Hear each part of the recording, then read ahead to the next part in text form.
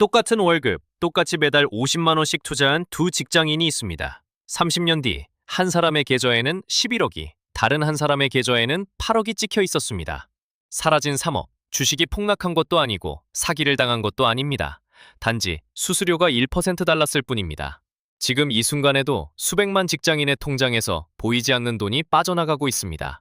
오늘 이 영상 하나만 끝까지 보시면 ETF가 뭔지 1도 몰라도 그 돈을 지키는 방법을 알게 됩니다. 계좌 개설부터 절세 전략까지 하나도 빠짐없이 알려드리겠습니다. 2016년 서울의 한 중견기업에 동기 2명이 입사했습니다. 박 대리와 이 대리, 같은 부서, 같은 연봉, 점심도 같이 먹는 사이였습니다. 둘 다 월급이 들어오면 가장 먼저 하는 일이 있었습니다. 50만 원을 따로 빼놓는 것, 쓰고 남기는 게 아니라 받자마자 빼놓는 겁니다. 이건 둘이 입사 첫 달에 서로 한 약속이었습니다. 박 대리는 은행 창구에 갔습니다. 직원이 추천해준 펀드 상품에 매달 50만 원씩 넣기 시작했습니다. 수익률이 좋다는 말에 안심이 됐고 은행이니까 믿을 수 있다고 생각했습니다. 이 대리는 달랐습니다. 퇴근 후 스마트폰을 열었습니다. 증권사 앱에서 계좌를 하나 만들고 이름도 생소한 ETF라는 걸 매달 50만 원어치 사기 시작했습니다.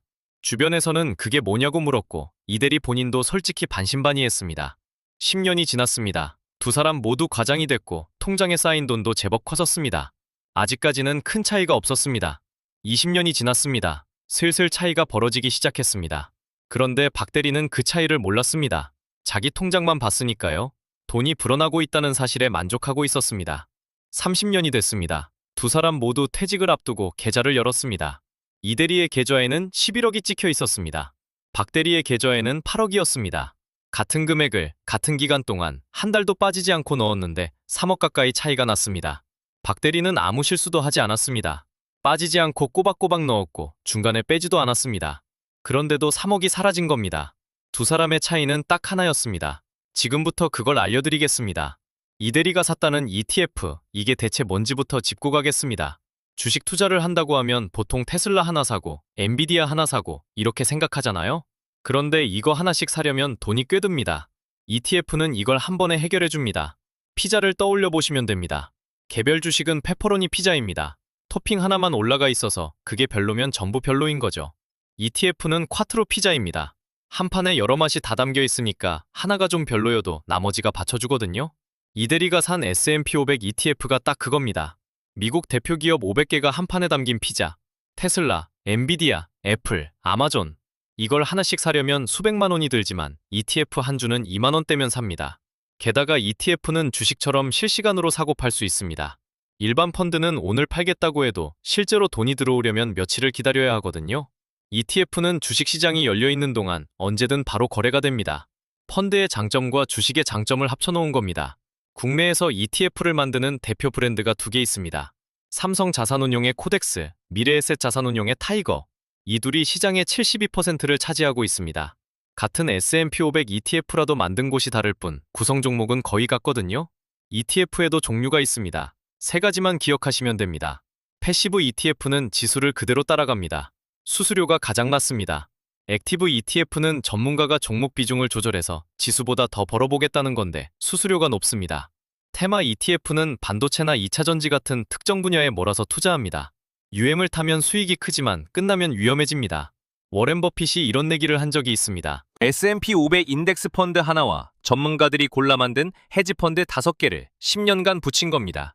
결과는 인덱스 펀드가 연평균 7.1%에 헤지 펀드가 연평균 2.1%였습니다. 전문가들이 머리를 쥐어짜며 골라 담은 것보다 시장 전체를 그냥 따라간 게 3배 넘게 이긴 겁니다. 지금 국내 ETF 시장에 몰린 돈이 360조 원을 넘었습니다. 1년 반 전 173조 원이었는데 2배 넘게 불어난 겁니다. 그만큼 사람들이 ETF의 단순함과 효과를 알아가고 있다는 뜻입니다. 그런데 ETF라고 다 같은 게 아닙니다. 잘못 고르면 오히려 손해를 봅니다. 자, 이제 박 대리와 이 대리 이야기로 돌아가 보겠습니다. 둘 다 매달 50만 원씩 넣었고 시장 수익률도 같았습니다. 연 10%씩 올랐습니다. 그런데 하나가 달랐습니다. 수수료입니다. 박 대리가 가입한 은행 펀드의 연간 수수료는 1.5%였습니다. 이 대리가 산 ETF의 수수료는 0.05%였습니다. 1.45% 차이. 이걸 처음 들으면 별거 아닌 것 같거든요. 1%대 초반이니까요. 커피 한 잔도 안 되는 차이처럼 느껴집니다. 그런데 이게 30년 동안 쌓이면 어떻게 되는지 지금부터 계산기를 두드려 보겠습니다. 박대리, 매달 50만 원, 연수익률 10%에서 수수료 1.5%를 뺀 실질 수익률 8.5%로 30년을 굴렸습니다. 최종 금액 약 8억 3천만 원. 원금은 1억 8천만 원이니까 꽤 많이 불었습니다. 박대리 본인도 꽤 뿌듯했을 겁니다. 이대리, 같은 조건에 수수료만 0.05%입니다. 실질 수익률 9.95%로 30년을 굴렸습니다. 최종 금액 약 11억 1천만 원. 같은 돈을 같은 기간 동안 넣었는데 2억 8천만 원이 차이 났습니다. 이 숫자가 뭘 의미하냐면요. 박대리 주머니에 들어와야 할 2억 8천만 원이 30년 동안 조용히 수수료로 빠져나간 겁니다. 박대리는 한 번도 눈치채지 못했습니다. 통장을 열 때마다 돈은 불어나고 있었으니까요. 줄어드는 게 아니라 늘어나는데 누가 의심을 하겠습니까? 그런데 왜 고작 1.45% 차이가 2억 8천만 원이 되는 걸까요? 이게 핵심입니다. 복리 때문입니다. 복리라는 건 이자에 이자가 붙는 구조잖아요. 내가 번 수익에 또 수익이 붙고 거기에 또 수익이 붙습니다. 시간이 지날수록 눈덩이처럼 불어나는 겁니다. 수수료도 똑같습니다. 수수료는 매년 내 전체 자산에서 빠져나갑니다. 자산이 100만 원일 때 1.5%면 1만 5천 원이지만 자산이 5억이 되면 1.5%는 750만 원입니다. 해마다 빠져나가는 금액 자체가 눈덩이처럼 커지는 겁니다. 수수료가 빠진 만큼 복리로 불어날 원금이 줄어듭니다. 줄어든 원금에서 또 수수료가 빠집니다. 그 차이가 다시 복리로 벌어집니다. 이게 5년이면 체감이 안 됩니다. 10년이면 슬슬 보이기 시작합니다. 30년이면 2억 8천만 원이 되는 겁니다. 수익률 2% 차이가 10년이면 1천만 원대 차이지만 30년이면 억 단위로 뛰는 이유가 바로 이 복리의 구조 때문입니다. 수수료는 내 수익을 깎는 게 아닙니다. 내 복리를 깎는 겁니다. 그래서 무서운 겁니다. 이건 저만 하는 말이 아닙니다. 워렌 버핏, 세계에서 가장 돈을 잘 버는 사람이 유언처럼 남긴 말이 있습니다. 아내에게 자산의 90%를 S&P 500 인덱스 펀드에 넣으라고 했습니다. 수수료 비싼 펀드 매니저한테 맡기지 말고 그냥 시장 전체를 따라가는 가장 싼 펀드에 넣으라는 뜻입니다. 말만 한 게 아닙니다. 실제로 내기를 했습니다. 2007년부터 2017년까지 10년 동안 S&P 500 인덱스 펀드 하나와 월가 최고의 헤지펀드 5개가 붙었습니다. 헤지펀드는 수백억을 굴리는 천재들이 운용하는 펀드입니다. 수수료도 비쌉니다. 결과는 이랬습니다. S&P 500 인덱스 펀드 연평균 수익률 7.1%, 헤지펀드 5개 평균 2.1%, 3배 넘게 차이가 났습니다. 비싼 수수료를 내고 전문가에게 맡겼는데 아무것도 안 하고 시장 평균만 따라간 펀드한테 진 겁니다. 10년 동안. 그것도 압도적으로. 지금 이 순간 혹시 내가 박대리는 아닌지 한번 생각해 보시기 바랍니다. 은행에서 추천받은 펀드, 보험사에서 가입한 변액보험, 수수료가 몇 %인지 한 번도 확인 안 해본 그 상품들. 지금 이 순간에도 내 복리를 갉아먹고 있을 수 있습니다. 그럼 어디에 투자해야 하냐고요?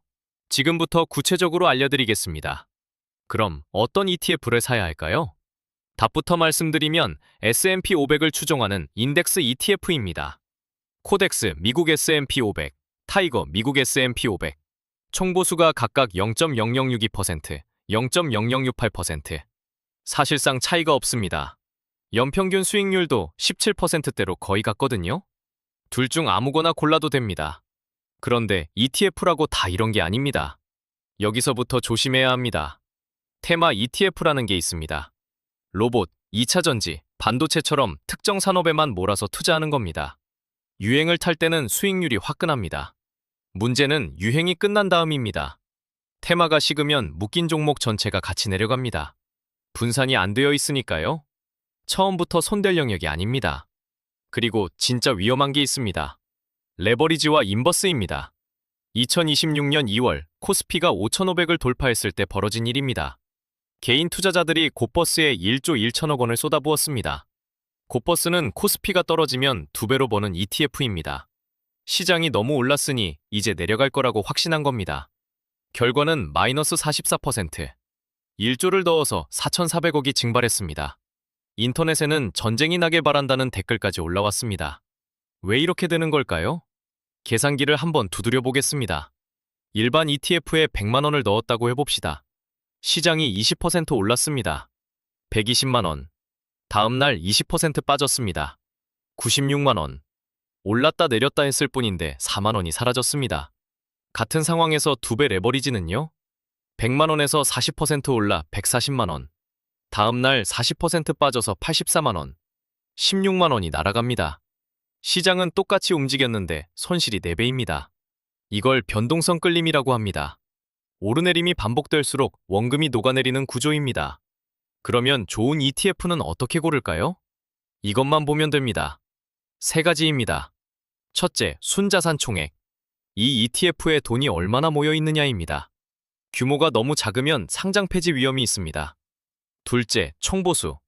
수수료입니다. 앞에서 봤듯이 0.01%라도 낮은 게 유리합니다. 셋째, 거래량. 사고 팔 때 원하는 가격에 바로 체결되느냐입니다. 거래량이 적으면 팔고 싶을 때 못 파는 상황이 생깁니다. 이 3가지만 확인하면 잘못된 선택은 피할 수 있습니다. 기준이 생긴 겁니다. 좋은 ETF 골랐으면 끝이냐고요? 아닙니다. 어느 계좌에 담느냐에 따라 세금이 완전히 달라집니다. 좋은 ETF를 골랐다고 끝이 아닙니다. 어디에 담느냐가 남았거든요. 박 대리는 일반 증권 계좌에서 ETF를 샀습니다. 수익이 나면 좋은 거 아니냐고 생각했습니다. 그런데 수익금에서 15.4%가 세금으로 빠져나갔습니다. 배당 소득세 14%에 지방소득세 1.4%를 더한 금액입니다. 500만 원을 벌었다면 77만 원이 세금입니다. 손에 쥐는 돈은 423만 원이었습니다. 이 대리는 달랐습니다. 똑같은 ETF를 샀는데 계좌가 달랐습니다. ISA라는 계좌에 담았거든요. ISA는 예금이든 펀드든 ETF든 여러 금융상품을 한 계좌에 모아서 관리할 수 있는 절세 전용 통장입니다. 이 대리가 똑같이 500만 원 수익을 냈습니다. 세금이 얼마였을까요? 0원입니다. 2026년부터 ISA 일반형의 비과세 한도가 500만 원으로 올랐거든요. 예전에는 200만 원까지만 비과세였는데 올해부터 확 늘었습니다. 서민형은 더 넉넉합니다. 1000만 원까지 비과세입니다.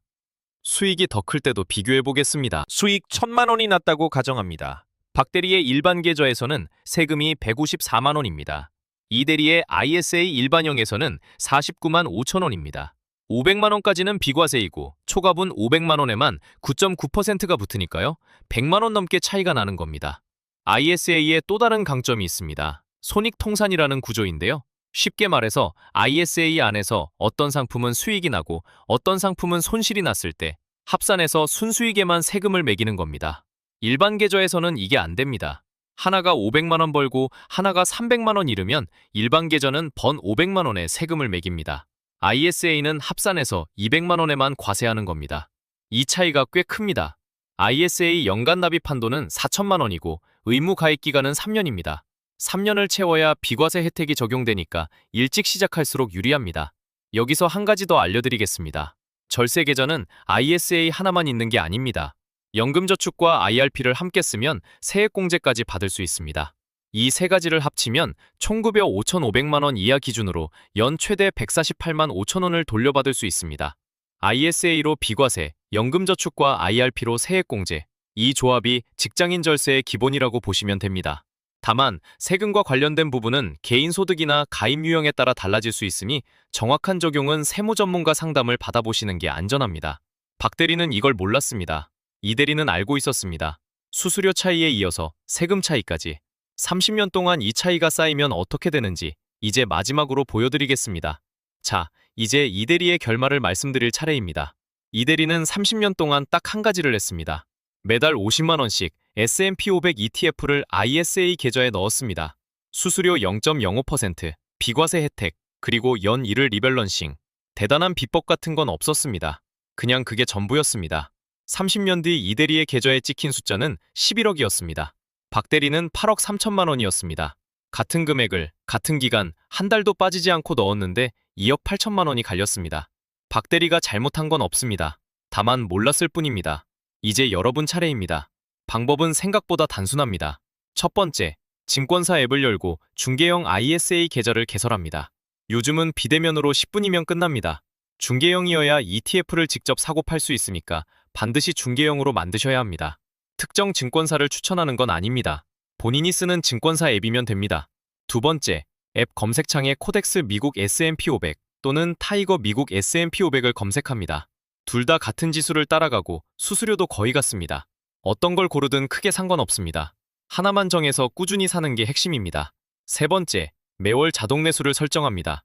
월급날 다음 날로 날짜를 정해놓고 금액을 넣어두면 매달 알아서 사줍니다. 시장이 올랐는지 내렸는지 확인할 필요 없습니다. 적립식의 장점이 바로 이겁니다. 타이밍을 맞출 필요가 없거든요. 네 번째, 연 1을 리밸런싱. 1년에 한 번 내 계좌에 담긴 비중을 확인하고 원래 계획대로 맞춰주는 겁니다. 이것도 거창한 게 아닙니다. 1년에 딱 한 번이면 충분합니다. 4단계라고 했지만 오늘 할 수 있는 건 딱 하나입니다. ISA 계좌를 여는 것. 이것만 기억하세요.